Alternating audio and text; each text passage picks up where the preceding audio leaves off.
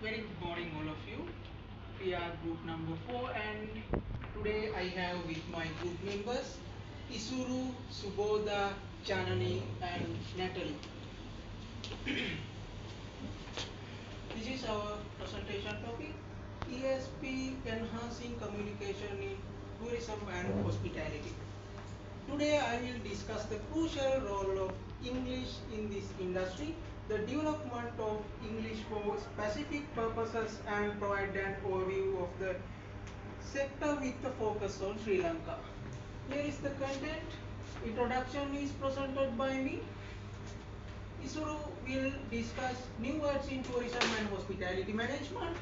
Subodha will discuss assimilation of new words into English. Impacts on the tourism and hospitality industry is presented by Janani. Natalie will discuss facilitation of cross-border communication. So English has become an essential global communication tool. It is especially important in tourism and hospitality industry, where clear and effective communication can significantly enhance the guest experience. To address the unique needs of various industries, English for specific purposes. For instance, we have aviation English, medical English, and especially for English for tourism and hospitality. Hospital and tourism industry is diverse and dynamic industry that includes travel, accommodation, food and beverage, and recreation. It is especially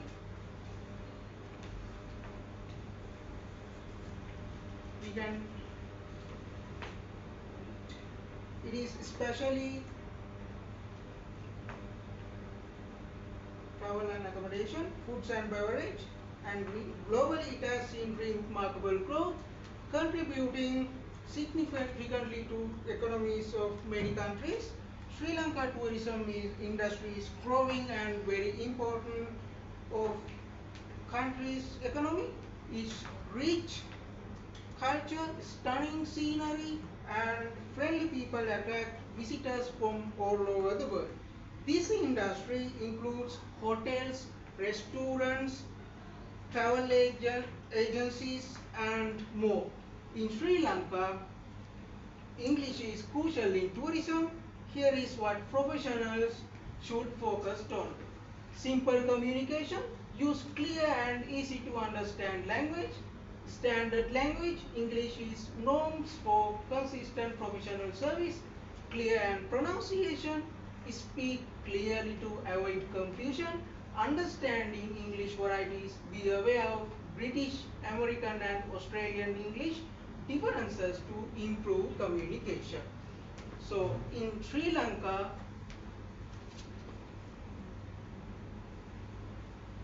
these industry professionals can use these key points, and it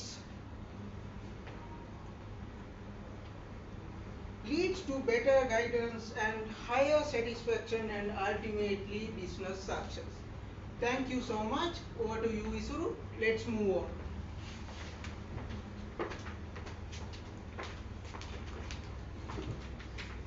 Thank you, Tamilu. So today, my name is Yusuf Muthuachi, and I'll be explaining some of the common words which we use in tourism as well as hotel fare. These words add a touch of flavor when it comes to spoken English as well as day-to-day conversations. So the very first word that I'm going to explain is mise en place. Now this word is a French word. Now what does it mean? It means pre-preparation, or else putting in place when it comes to cooking. Now let me give an example so that you can understand really well. Now imagine you are cooking a dish. So in order to have a proper experience, cooking experience, you need to have your utensils, ingredients and spices ready. So that way you can have a proper cooking experience. So that is mise en place. Now I have seen many chefs who are connected to culinary art. They use this word all the time. So that's mise en place. And the second word that I'm going to explain you is bistro. Now this is also a French word, and it is not a sophisticated restaurant, but this is a very very famous popular concept all around Europe, and it is becoming popular in Sri Lanka as well. Now you cannot expect sophisticated beverages or snacks, but if you are to have a very simple snack in this restaurant, this is the go-to place. And I can name one of the famous restaurant in bistro restaurant which is located in Crescat. So the third one that I'm going to explain is rendezvous. This is also a French word. Now what does it mean? It means to meet, or a meeting place. Now imagine you are meeting your friend. So you can tell your friend, let's have a rendezvous at our favorite cafe or hotel for that matter. You can even have a time also, like 3 o'clock on the dot, like that. So this is a very popular term in English as well. So the next word that I'll be explaining is spa. Now this has roots in both countries, Latin as Italian. You want me to stop, sir?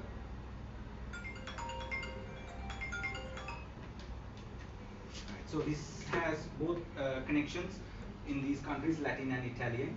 So meaning of spa is wellness through water. Now if you happen to go to a 5-star hotel, I'm pretty much sure you have encountered a spa. And this is a must unit when it comes to 5-star hotel. Now the treatments that you will get is facials and full body massages and all. So it's all about relaxing and wellness. And the next word that I'm going to explain you is boutique. This is also a French word. Now in English, boutique means a small shop. But when it comes to hotel, we categorize hotels like resorts, city hotels, transit hotels, like that. Now boutique is also a type of hotel. Now you won't find many boutiques around city hotels, I mean city areas, but you will find plenty of boutiques around quite off the beaten track, I would say, down south and all. I can name some of the famous boutique hotels, Saman Villa and there's another boutique hotel which is located in Aman Villa. So you cannot expect fancy restaurants or fancy rooms, but then again you can expect very personalized service. Customers or the guests who are patronizing in this hotel are quite well off. So that is boutique hotel. And the next word that I'm going to explain is concierge. This is also a French term. Originally it means caretaker of a building, but in tourism field, right next to front office, there is a desk called concierge, and concierge is the go-to place if you want to explore the city. Now suppose you check into a Colombo hotel, let's say a city hotel, and you want to explore the city. You want to know what are the tourist hotspots, how can you do a booking, how can you book transportation. So concierge is your official go-to spot, so you can know all the official information. So that's it. I hope you enjoyed, and further explanation will be done by Subhata. Thank you. Thank you, Isuru. Tourism as an ever-diversifying international service industry, it plays a huge role in intercultural communication. So this intercultural communication has led to adopt new words and expand the meaning of some English words. Let's see how the adaptation has done. So as you can see in the grid, there are some words. These words have been integrated into English with minor adjustments. Let's see what all the adjustments are. First word, bistro. This original spelling was different. It was B-I-S-T-R-O-T, and the original pronunciation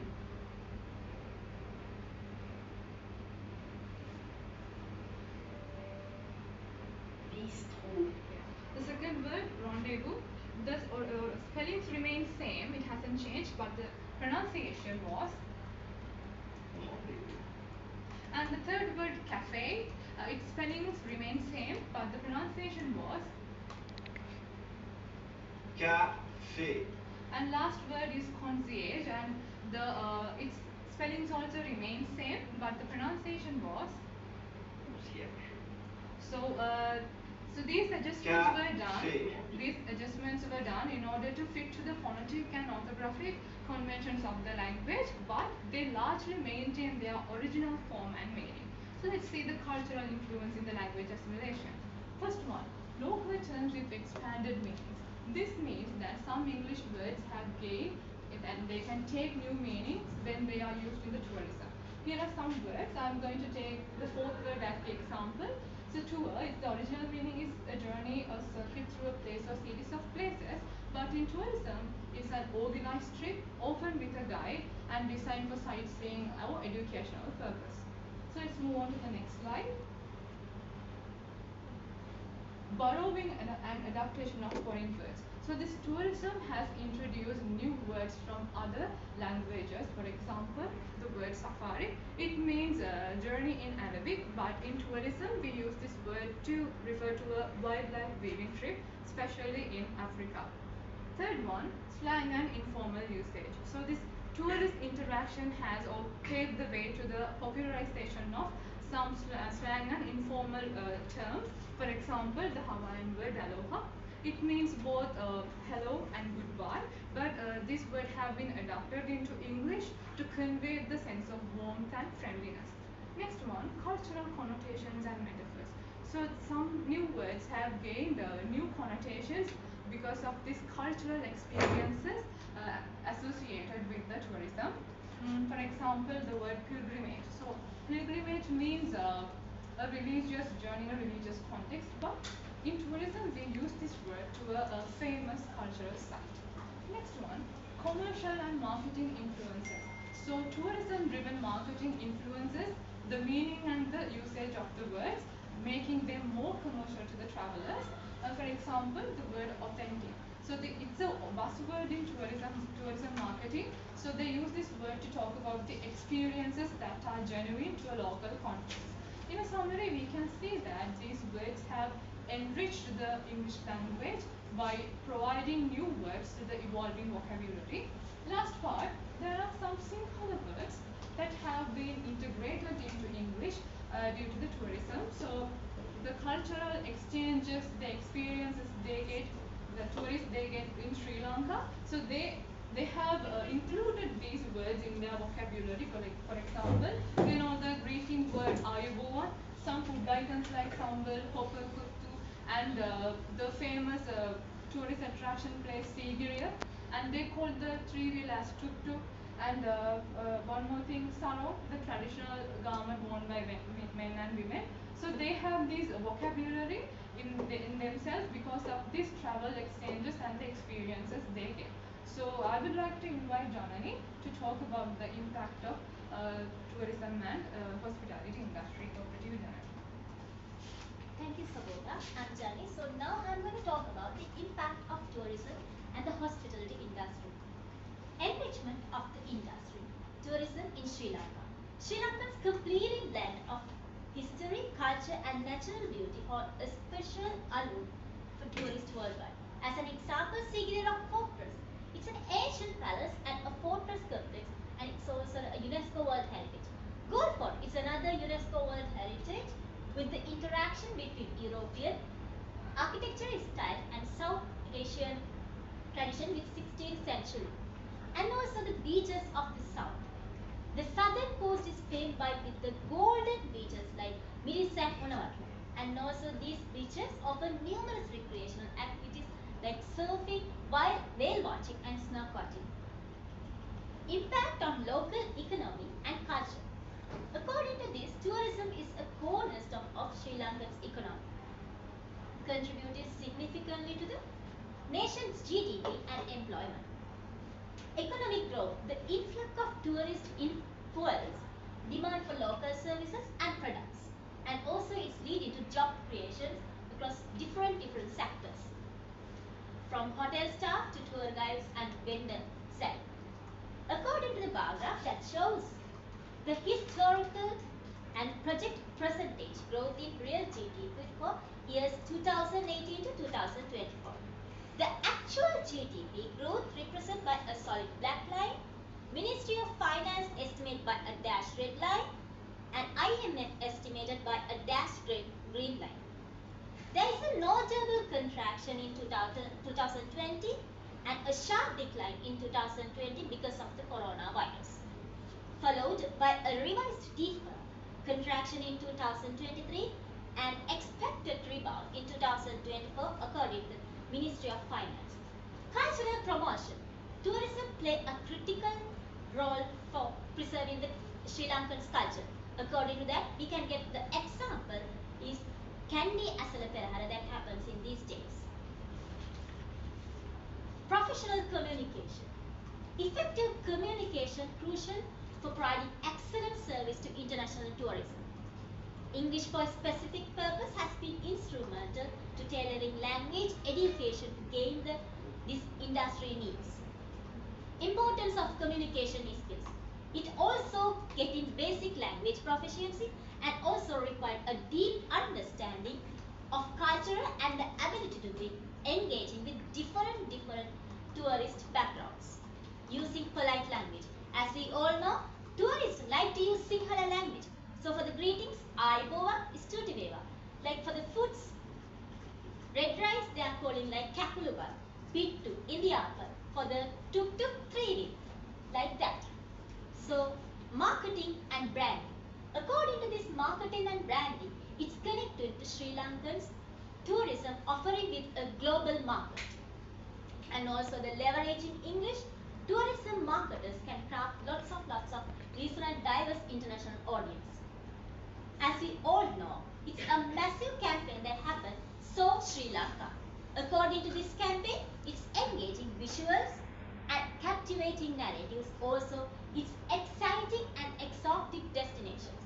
And also, it's highlighted the beauty, rich culture, heritage, and unique experience that can gain when the tourists come to the Sri Lanka using the English language. Training and proficiency. According to this, I'm going to call about international courses and local Sri Lankan courses. From international courses, prestigious institutions like Institute of Hospitality and Cornell, Hotel, School of Hotel Administration provide global recognized qualification, and also in Sri Lanka, there are some specific programs that shows Institute of Tourism and Hotel Management also offer a specialized program tailored to the local market. These all courses provide practical skills and theoretical knowledge about the industry of hospitality and management, and also using the English knowledge. Thank you. Over to you, Natalia. Thank you, Germany. So I'll be explaining about the facilitation of cross-border communication in the tourism and hospitality industry. So before I start, let me basically explain what is ESP and what it has this impact on tourism and hospitality. So for starters, we know that ESP is used for specialized purposes, mainly focusing on English language impact on the different kinds of fields. So ESP is widely used for the tourism industry, which helps its users to improve their English knowledge as well as gives them the basic knowledge they need, like how to deal with different customers, hotel management skills, as well as a cultural knowledge. So there are some main key points that you need to focus on about the facilitation of cross-border communication in the industry. These 2 points are the global interaction and the market integration. So let's move on to global interaction. Global interaction is the ability to interact with people globally regardless of their geographical standing. So to do this, you need to have good communication skills. So to do that, you need to enhance your communication skills. Moreover, in the industry, there are standardized words that are used, such as check-in and reservations. Each word has a special meaning, so that even the tourists and the service providers know what it means. This will enhance your communication skills and make you more recognized in the industry. Let's move on to the next slide. Travel experience. We all know for tourists that the travel experience is the most important thing. Moreover, Galpam states that the tourism industry is very competitive because we live in a business world and you need to be on the ball. You need to be on all the updates, you need to know all trends. So through this, you will be able to gain more customers, more customer loyalty, and customer satisfaction. So for example, let's take airport services and shuttle services. You can, like through this, get more customer services and more customer loyalty. Let's move on to the market integration. So for market integration to happen, you need to basically be more united with the other business people, with new tourists. To do that, you need to have a cohesion industry. So for that to happen, you need to be able to interact with other people, and to make sure that your services are available worldwide. Because in the tourist industry, you work with the worldwide globally. So to do that, you need to make sure that you can interact with other people and how the tourists get the best experience. Lastly, the customer service. In the business world, you make deals. So this should be beneficial for both parties. So when you do customer service, you get more customer loyalty, customer satisfaction, and you need to know that how you should give your customers the best service, regardless of their linguistic barrier and cultural differences. So overall, we can say that throughout these methods that you can give a best communication method to the industry. However, there are certain drawbacks as well. One of these drawbacks is the need to learn a new language, because when you're dealing with global tourists, you need to know the language. Because if you use devices in front of it might be rude. They might not appreciate it. And mainly you need to make sure that you understand the language, or maybe hire someone as a translator. This will also make them more comfortable, more appreciated, and you will also feel like you can get more bond with your customer, so they will feel more easy to trust you. Another drawback is that the cultural heritages. We know that culture is a bit of an obstacle, but we cannot take it for granted. We need to be able to understand the culture, because that will also make them feel more appreciated, and this will also make them more grateful for the service provider. Overall, we can say that while this ESP course is advantageous, it is important to consider what kind of ESP you will be using, as in for what kind of purpose, how will you provide it, and etc. So I hope you got a basic understanding of our presentation, and we'll be moving on to our Q&A session. So if you have any questions, please feel free to interrupt us. We will try with our best ability to answer your questions.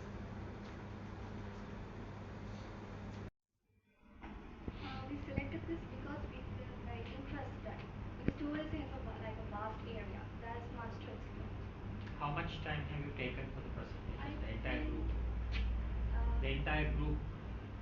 How much time have you taken? We took apparently 2 weeks. No, for this presentation to present here, how much time have you taken? Almost 22. Which is an indication that you have not used 25 minutes, 3 minutes less. Ne? ප්‍රබෝධ්‍ය underutilization of time. වෙලා පාවිච්චි කරනවා විනාඩි 3යි ගානක් කතා කරනවා. මුතු ආරච්චි right? Yes. Yes. 4 minutes 2 seconds. Full length. Okay, right? So හැම එක්කෙනාම පොඩ time එක අඩුවෙන් පාවිච්චි කරනවා. Understand? Which is an indication that you have not practiced enough. Other than that, now tell me about your presentation. Tell me the areas that you think you need to improve, rather than me telling the areas that you need to improve.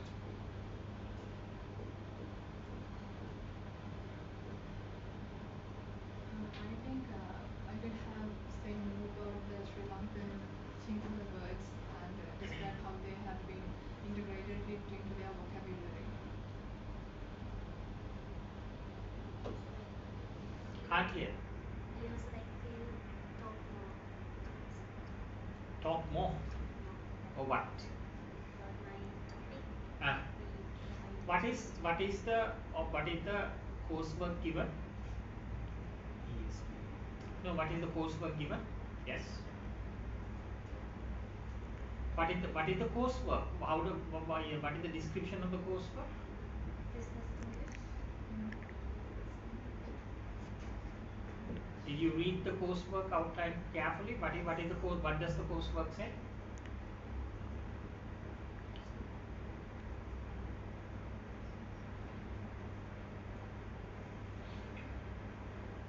How English in a particular industry? Yes or no? What? Has been impact For the business, For the business and cross-border communication. communication, yes. How it facilitates business, the functional aspect. Okay? Right? Your presentation, I think, deviated a little, 0.25 or 0.5, I think, from the topic. We were talking about borrowings and loan words. Understand? There's something called borrowings and loan words. Borrowings are, for example, rendezvous. Understand? It's more of a borrowing, right? And rendezvous, concierge, bristow, these are not new terms. Understand? Yes or no? It's perfectly all right, but you got the point where it's used worldwide in this thing, right? But you need to make sure that you talk about how English functions as a business communication, how it helps the business to communicate. Yes or no? So going back to individual presentation, so overall I think the time that you have spent on understanding the requirement of the assessment is not sufficient. Okay, so next module is English and globalization.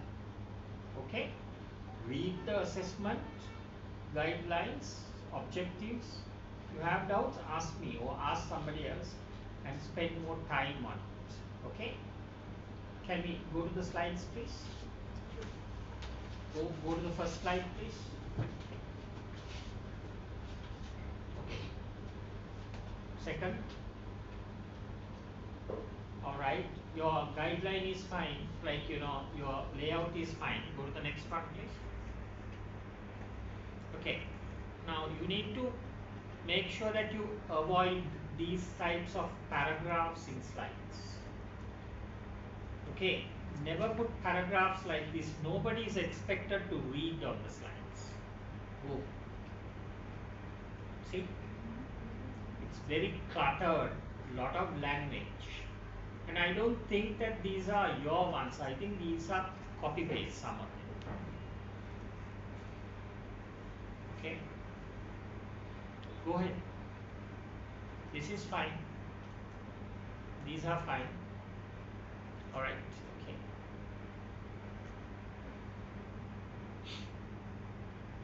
And I don't see the point as to why you Café. why you played the pronunciations at degree level. Playing pronunciations is better for diploma or formative understand. Okay, you are undergraduate level, you are going to graduate with a special degree in English. Okay, so you need to keep up to the standard. So then show the original pronunciation before changing to the What is the objective of your coursework? showing that the words were integrated by adapting to the phonetic and How has it changed, in what context? Are they changed in Sri Lanka? Are they changed everywhere? Say concierge, a Chinese person may be pronouncing in a different way. Understand? So they change. Anyway, pronunciations change, contextualize, context-wise, but you did not mention where it has changed. You get my point? Okay? You understood the point that, okay, right? My worry is that I know that you guys are capable, you have the skill, you have the potential, but it's just that you have not gone the extra mile. Okay, right? You can run very fast.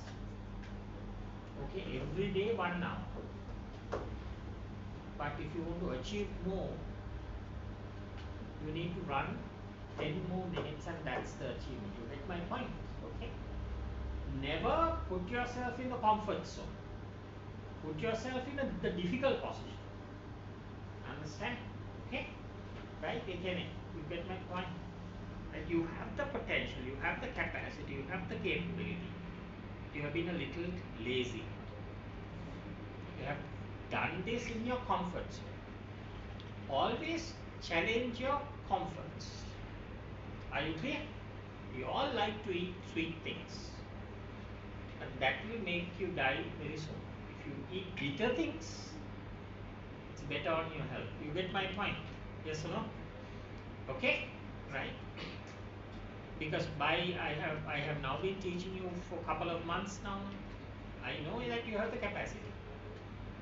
Yes or no? Okay? Right? So next one, you have not scored bad marks. Okay? Right? You have not scored a lower mark. Right? But you have not scored an excellent mark also. You get my point? Right? And if I over reward you, you will not do better in your next one. Are you clear? Yes or no? Right? You have not timed your presentation, you have not timed your practicing and all that. You need to do so. Alright? Thank you. Thank you. Okay, so do better. Right, Harry, stop.